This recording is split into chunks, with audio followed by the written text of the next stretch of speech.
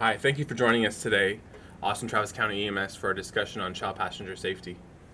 The reason why Austin-Travis County EMS started a child passenger safety program in 2008 is because motor vehicle crashes are the #1 cause of significant injury and death for our children aged 1 through 14. Our data locally shows that over 80% of families who bring car seats to our events have some sort of misuse.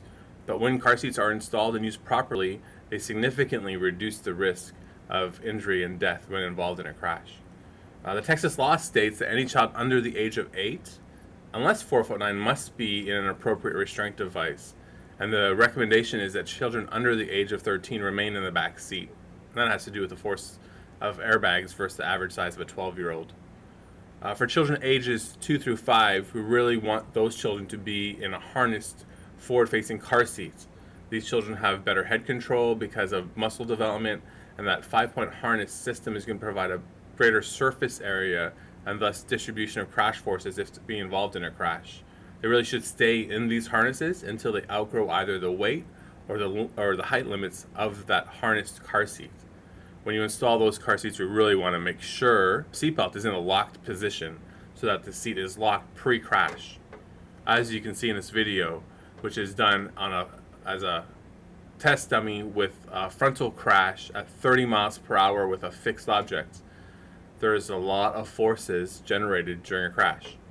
You see that seatbelt stretch, that car seat gets absorbed down into the seat of the car, and that harness even stretches as that child comes forward. Unfortunately, there's no support for that child's head, and this is something we all experience when involved in a crash, and why we end up with neck and back pain as our heads are thrusted forward and we pull and stretch those muscles in our neck and our back. So we really want to make sure our child is ready for that before we move them forward facing and keep them in that harness for as long as possible.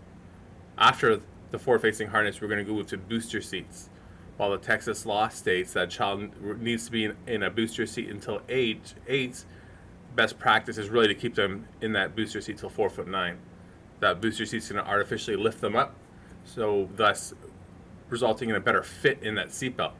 Seatbelts are designed for children 4'9", and so children under 4'9" are not going to fit that seatbelt properly. So here you can see a child with a lap and shoulder belt and a booster seat, and a child just wearing a lap-only belt. That yellow line is a point on that child's forehead, and you can see this is why we never want to put anyone in a lap-only belt, as it provides no upper body support. Next, you can see a child in a lap and shoulder belt versus a child in a lap and shoulder with a booster.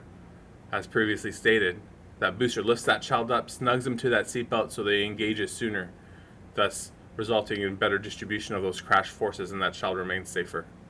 We want to make sure that child stays in that booster seat until the lap and shoulder belt in his or her vehicle fits him properly. That child should be able to sit with their bottom all the way back without slouching. Their knees should be bending at the edge of the seat with their feet able to touch the floor. They should correctly wear that lap and shoulder belt, so the lap belt should be low across the pelvis or femurs, and that shoulder belt across their clavicle and shoulder. They should have something behind their head at all times, so an appropriately adjusted head restraint, and they should be able to sit in that position throughout the entire duration of their ride.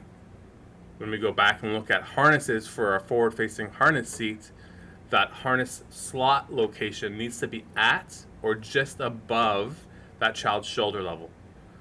That harness slot position, as well as a nice tightly snugged harness, is going to keep that child safe in the event of a crash. As stated, we've been doing this program since 2008, and we're always here. If you have any questions, you can always email us at emspubed@austintexas.gov or give us a call at 512-972-7221. Thank you.